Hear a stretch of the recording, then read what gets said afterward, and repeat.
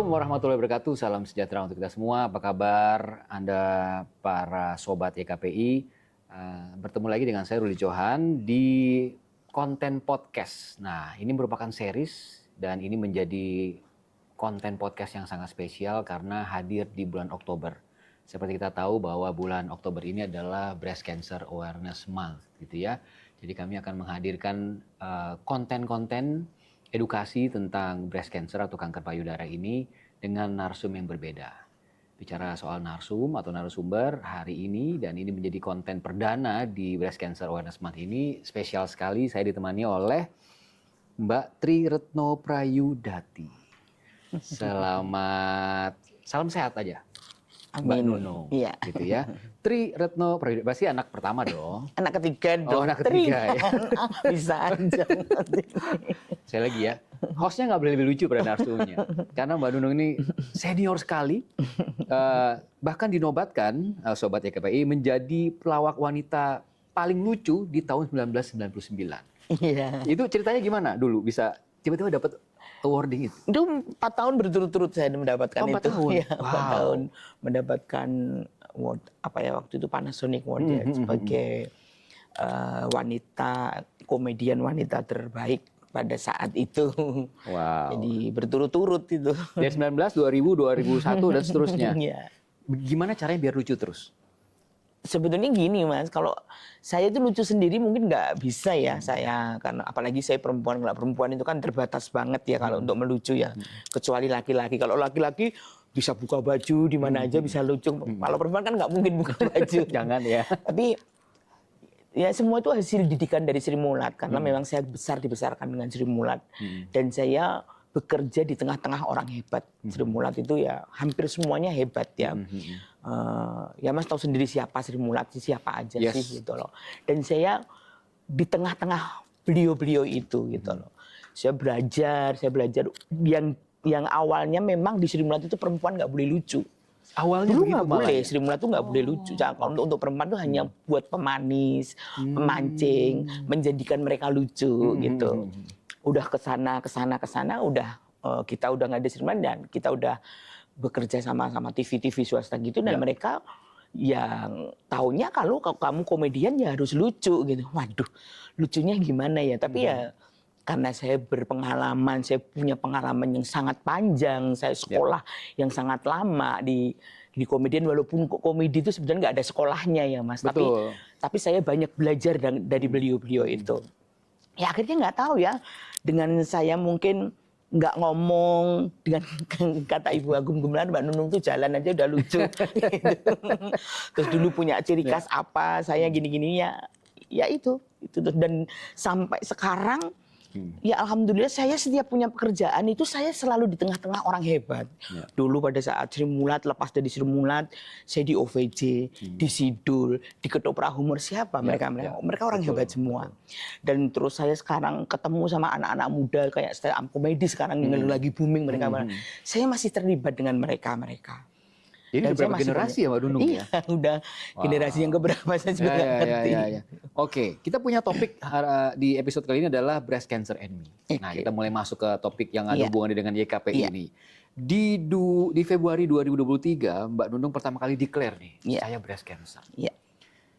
Saya mau mulai dari, tahu ini dari mana? Oh, saya kena nih, gitu. Jadi ini diawali memang ada genetik ya Mas, dari keluarga besar saya. Dari bapak ada riwayat kanker paru, ibu ada riwayat kanker lidah, kakak payudara, terus tante saya yang ibu Jujuk Sri Mulat itu, tante kan itu adiknya ibu, usus, terus eyang saya hati. Jadi memang udah ada genetiknya udah ada. Jadi pada saat saya menemukan benjolan di payudara saya, itu memang saya kalau mandi kan sering meraba-raba gitu ya, sering meraba-raba karena memang biasalah perempuan gosok-gosok. Terus saya menemukan sesuatu, aduh apa ini? Saya cari Mas, akhirnya ada benjolan masih kecil gitu. Cuman pas di tengah punting gitu ya Mas. Jadi saya diam gitu, cuman dalam hati kena saya gitu. Saya udah feeling langsung. Itu 2023 Februari? Iya. Kena saya ini, kena ini saya bilang. Udah saya cuma diem aja di kamar, cuman diem aja, dan selama beberapa hari, 10 atau 12 hari, saya nggak ngomong sama keluarga, nggak ngomong sama suami. Kenapa? Saya belum siap gitu loh, karena Oh, baik. saat itu memang psikis saya yang kena. Karena saya udah feeling banget saya kena. Cuman saya setiap malam gitu, setelah mereka tidur semua pulas, saya masuk di kamar mandi, saya doa. Kadang saya sholat dulu, terus di kamar mandi saya doa. Cuman apa ya, doa saya cuma minta petunjuk, dan saya harus bagaimana kalau memang Pada saat ini itu nggak tahu harus ngapain? Iya. Oh. Kalau memang ini iya, saya harus bagaimana ya Allah. Saya bilang. Terus akhirnya saya bisa nerima itu, Mas. Apapun yang terjadi, jawaban itu saya akan bisa nerima. Apapun hal paling yang terburuk pun saya bisa nerima. Apa yang ngebuat pada saat itu, oke deh saya pasrah aja, saya terima aja? Ya mungkin dengan doa saya yang berhari-hari itu saya dapat jawaban. Ya jawaban itu kan mungkin bukan langsung dibisikin gitu, enggak. Atau mungkin memang dari hati ya, Mas. Oh ya, saya harus nerima dulu. Apapun hal ini yang terburuk pun saya harus terima. Okay. Terus akhirnya saya telepon kakak saya, karena kakak saya udah survive kan. Kakak Iya. Saya telepon, saya tanya, ya? iya, Kak, kalau cancer benjolan itu gimana sih? Saya bilang tuh, lah kenapa tuh kamu tanya-tanya? Kakak saya gitu. Enggak, cuma tanya aja. Ya kalau cancer itu kalau dipegang biasanya lari-lari gitu, dipegang. Cuman saya punya itu memang diem, Mas. Dia kayak kaku di tempat. Karena mungkin tempatnya di punting ya. Jadi terus, kenapa kamu? Saya nangis lah di situ. Oh. Baru nangis. Itu belum ngomong ya? sama suami. Saya nangis. Kenapa kamu nangis? Kamu ini ya, kakak saya udah Udah gini. feeling ya, kakak? Iya kak, aku ada benjolan di sini. Kamu udah ngomong suamimu? Belum. Ngomong suamimu, cepet ke rumah sakit, cepet. Karena memang dulu kakak yang ngurusin kan saya kan. Cepet, ayo cepet. Baru saya ngomong sama suami malam-malam gitu. Suami saya, udah berapa hari kamu nemenin? Ya udah 12 hari atau 10 hari. Kok kamu gak ngomong saya? Dia gitu. Ya aku belum siap aja. Dan aku juga jaga kalian semua nanti. Jangan bilang ke keluarga dulu. Enggak, kita harus kumpulin anak-anak kamu. Kumpulin keluarga kamu. Gitu. Udah, kita ke rumah sakit dulu. Udah ke rumah sakit, ke tempat dulu dokter yang ngoperasi kakak saya. Pas saya masuk, dokter Diani itu inget banget sama saya. Kenapa Mbak? Sambil senyum. Nangis saya di situ. Ya udah diperiksa dulu. Udah dulu langsung gitu. Nggak usah nangis dulu. Jangan langsung, wah iya ini. Periksa dulu. Kalau saya masih ada tahap pemeriksaan sampai berapa? 12 kali. Ada mamografi, ada periksa paru, PET scan, biopsi. Panjang terus ya banyak banget. Sampai yang terakhir biopsi. Biopsi itu kan ambil sampel. Iya, di lab ya. Ya itu akhirnya memang benar cancer. Gitu. Pas pertama kali divonis Mbak kena cancer. Saya udah siap. Waktu itu kan sudah melewati saya sudah dalam doa saya kan hal paling yang terburuk pun saya akan terima ya Allah. Jadi ya cuman agak lemes sebentar. Oh ya. Ya udah Dok. Angkat aja aku bilang gitu. Oh, enggak gampang langsung angkat gitu. Dokter bilang gitu. Dia bilang kita tahu dulu stadiumnya berapa, dia gitu terus. Dan akhirnya, Mbak, saya sudah konsultasi dari dokter kemo. Akhirnya dokter kemo bilang, nggak usah diangkat dulu, kita kemo 6 kali. Tapi ini kemo yang paling berat karena kemo hampir satu kali kemo itu 2 liter kemo. Dan ini sakit banget karena untuk nembak. Karena biar dia jatuh, karena ini dipunting kan riskan banget, memang harus diangkat sebetulnya. Cuman dicoba dulu dengan tembakan kemo ini, harus 6 kali, baru 3 kali dia udah jatuh, Man. Udah jatuh ke bawah. Ya, iya.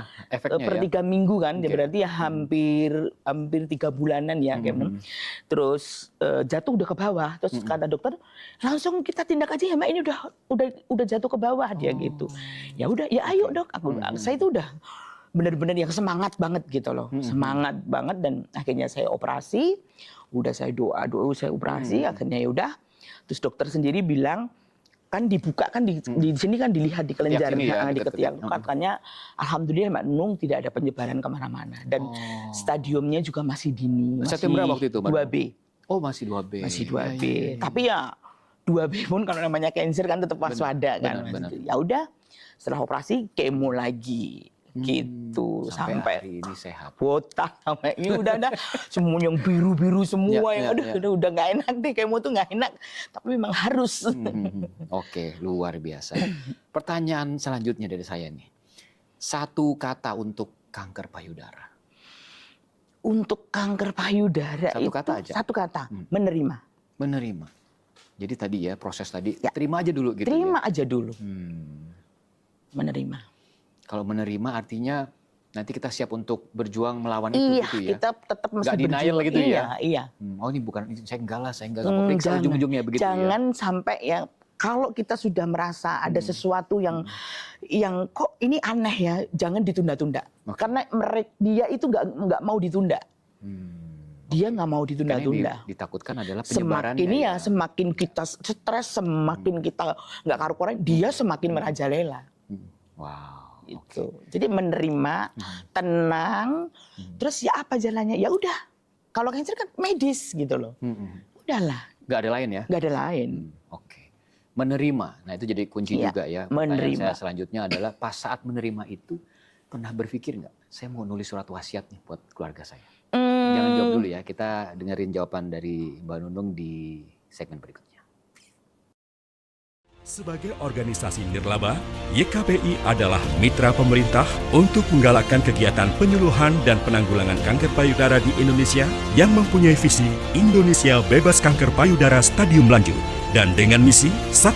Deteksi dini kanker payudara menjadi bagian dari General Check-up. 2. Pelayanan deteksi kanker dapat dilakukan oleh semua rumah sakit. 3. Penyuluhan kepada masyarakat tentang kanker payudara dapat dilakukan oleh tenaga kesehatan dan relawan terlatih. 4. Penyintas kanker payudara dapat tetap eksis di bidangnya masing-masing. Ya, Sobat YKPI, terima kasih Anda masih bersama dengan saya Ruli Johan dan juga tamu spesial di podcast series kali ini, Mbak Nunung. Di Breast Cancer Awareness Month ini kita punya 5 konten. Ya, jadi yang Anda saksikan adalah episode pertama dengan tamu Mbak Nunung, Breast Cancer and Me. Lalu berikutnya adalah anak dari almarhum Rima Melati. Topiknya adalah ibuku model, ibuku artis, ibuku terkena kanker payudara.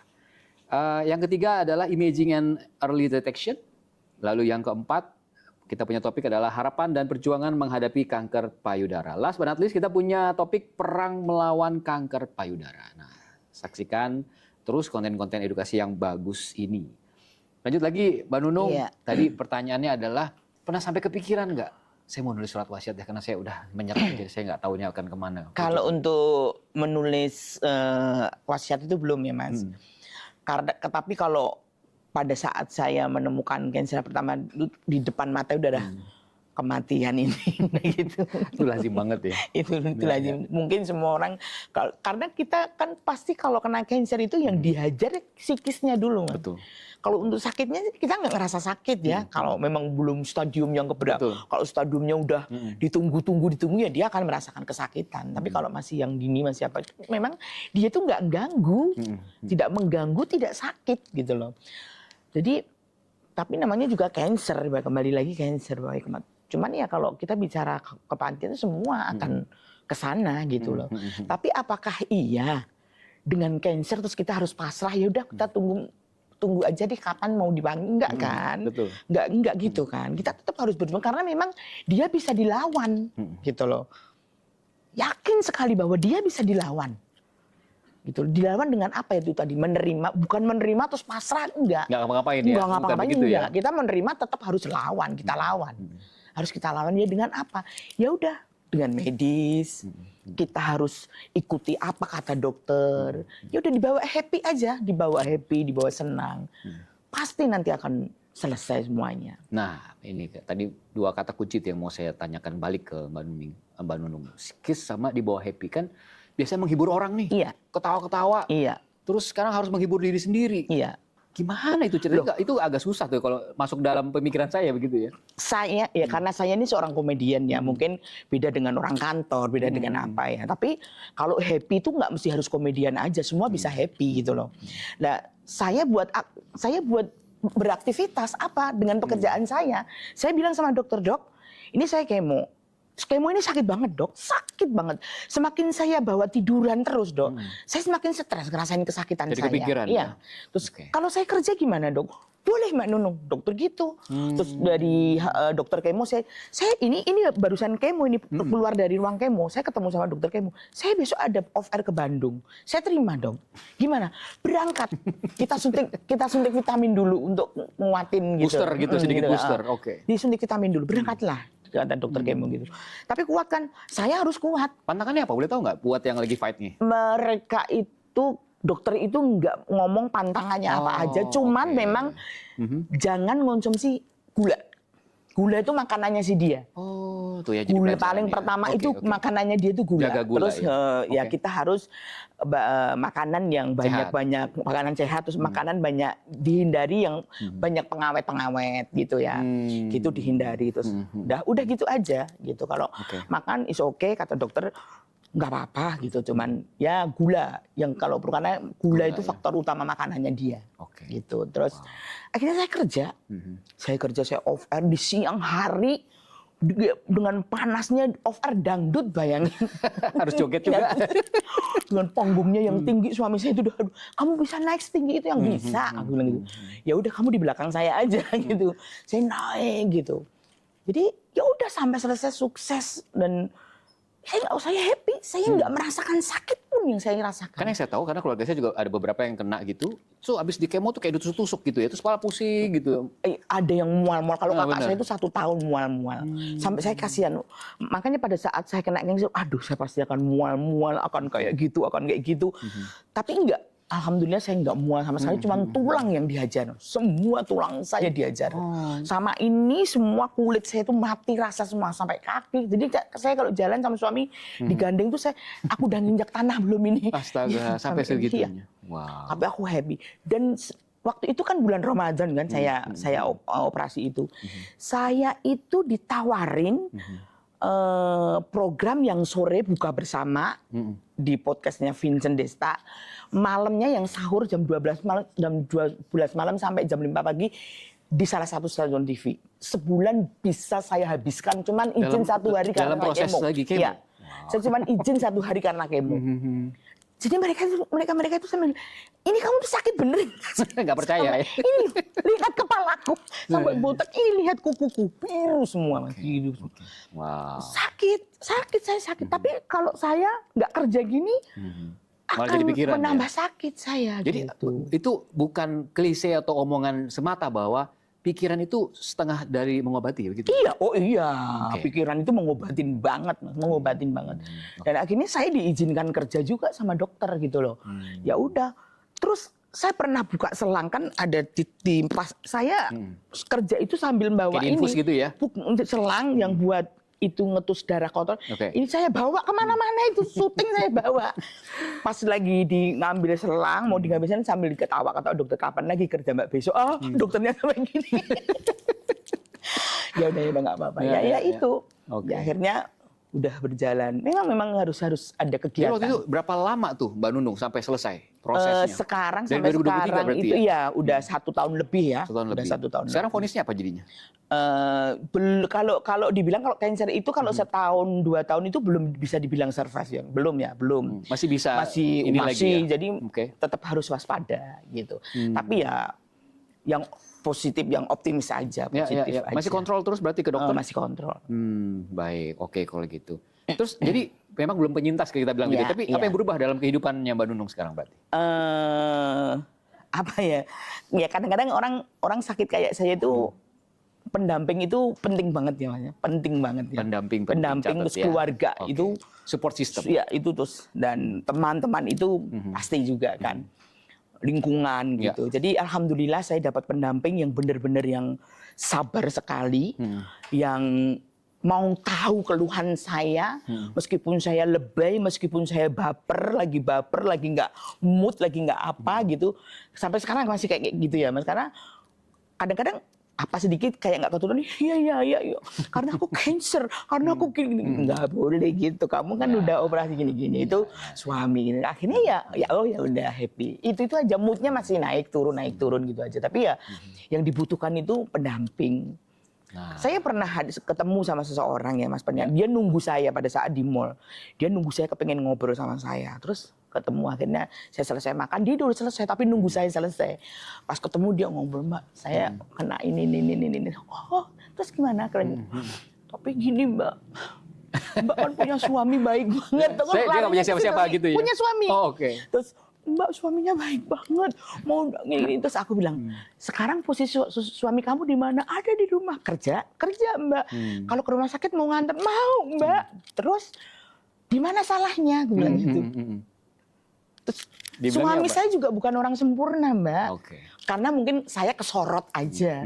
Suami saya kalau lagi kesel juga pernah marah sama saya, gue bilang gitu. Jadi jangan, ya orang mendampingin orang sakit itu lebih berat loh. Betul. Lebih berat loh. Lebih capek ya? Lebih capek loh. Ya.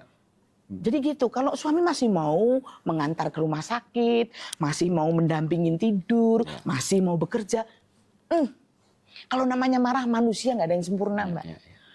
Oke. Ya benar kan Mas? Betul sekali. Iya. Gitu. Berarti kata kuncinya adalah support system dan Iya, pendampingan. iya. Nah, bicara soal itu, YKPI atau Yayasan Kanker Payudara Indonesia ini selalu hadir untuk bisa mendampingi Iya. dan menjadi support system bagi Anda. Kita akan bahas soal YKPI sesaat lagi.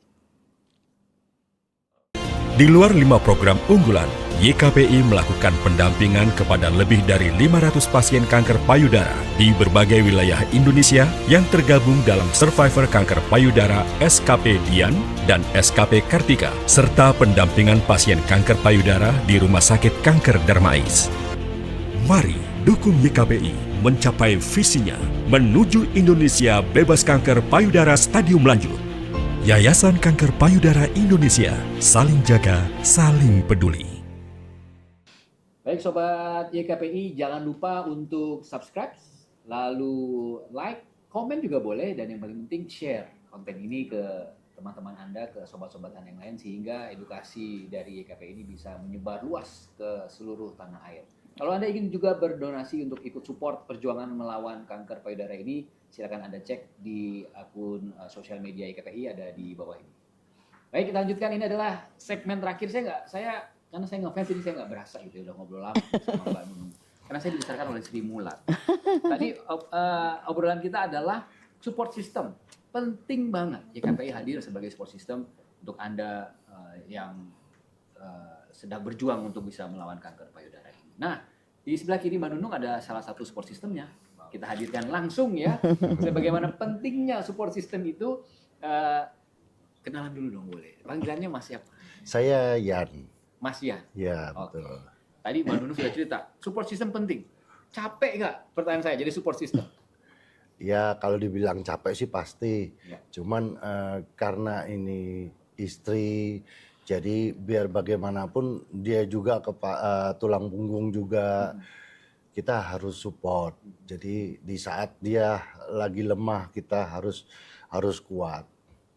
Apa yang paling, kalau istrinya apa ya, ngeyelnya Mbak Nunung tuh apa sih kalau lagi capek, lagi nggak mood karena ya mungkin ada hubungan dengan penyakit itu? Ya, setiap Kontrol males. Males ya. ya setiap malam itu mengeluh. Kalau sudah di rumah setelah aktivitas, kalau aktivitas nggak ada yang dirasa, malah dia bilang kalau aku syuting kok nggak rasa apa-apa ya. Nah itu mungkin yang saya ambil untuk jadi support. Terus kalau di rumah dia sering ngeluh sakit ini sakit itu. Udah kamu ambil wudhu deh, coba deh sholat, ngomong sama Tuhan, utarakan semua apa yang menjadi keluh kesah supaya menjadi kuat. Jangan kita lemah terus. Saya sendiri manusia nggak bisa apa-apa. Saya cuma bilang kalau sakit ini sakit itu ya paling dokter yang tahu. Selain itu kalau di rumah ya mintalah sama Tuhan kekuatan apa segala supaya lebih cepat mendapatkan jalan gitu. Karena kalau kita berasumsi dengan pikiran kita sendiri nanti begini semakin bimbang, semakin nggak karu-karuan nanti pikirannya. Malah nggak bagus jadinya begitu. Jadi mengawal terus nih dengan aktivitas Mbak Nunung yang luar biasa padatnya begitu ya. Pastinya. Iya. Ada yang mau disampaikan nggak Mbak Nunung? Apa yang mau disampaikan ke saya? Suamiku. Enggak, kamu mau nyampein apa? Oh, ya. Kalau Kalau saya aku sih terima kasih banget gitu ya. Terima kasih kamu udah jadi suamiku, kamu udah mendampingin pada saat aku sehat, pada saat aku lagi sakit, lagi aduh pokoknya moodnya yang lagi nggak terkontrol, tapi kamu selalu sabar banget untuk mengembalikan lagi apa ya percaya diri. kepercayaan diri saya, terus semangat saya. Dia. Kalau kamu untuk aku? Ya tetap sehat. Amin, amin harus dong. Harus tetap sehat. Amin. Nah, sekarang boleh nggak disampaikan kepada pengurus YKP? Mereka ini juga salah satu support system yang luar biasa. Oh iya. Untuk para yang masih berjuang di luar sana terhadap kanker payudara. Jadi untuk apa, Mas? Ini namanya Pengurus YKPI. pengurus YKPI semuanya memang harus apa ya? Harus sabar ya menghadapi pejuang-pejuang cancer itu kan memang nggak gampang. Moods-nya itu emang benar-benar naik turunnya itu memang. Jadi ya memang terima kasih banget sudah ada YKPI ya buat semuanya. Pokoknya selalu diberi kesehatan dan terima kasih banget udah ada wadah ini. Dan bagi penyandang kanker yang ada di sana jangan khawatir, sekarang ada YKPI ini. Jadi nggak usah terlalu ditunda-tunda. Kalau ada sesuatu yang merasa bahwa ini kok ganjil banget ya, langsung aja ke YKPI. Betul sekali. Iya. Sudah mendekati ujungnya nih, Mas Iya. Nung ya. Saya pengen tanya, mau melucu sampai umur berapa? Kalau saya sering ditanya, pensiun saya bukan pegawai negeri. Seniman itu kayaknya kok kalau ditanya pensiun itu jawabannya paling siapa yang mau pensiun saya gitu loh. Ya selama saya masih bisa menghibur, selama saya masih bisa diterima dengan masyarakat Indonesia dan sampai detik ini saya masih menghibur, ya sampai kapanpun saya tetap akan menghibur. Selagi saya masih diberi kesehatan. Lalu legasi apa yang mau ditinggalkan sama seorang Tri Retno Prayudara? Nunung adalah seorang komedian sejati. Kalau gitu, terima kasih. Sama-sama. Mas Jan, terima Siap. kasih banyak Sama-sama. untuk bincang-bincang kita di episode yang sangat spesial ini karena Oktober adalah Breast Cancer Awareness Month. Jangan lupa untuk terus saksikan konten-konten YouTube YKPI karena masih akan ada 4 episode lainnya. Saya Jan pamit, sampai jumpa. Saling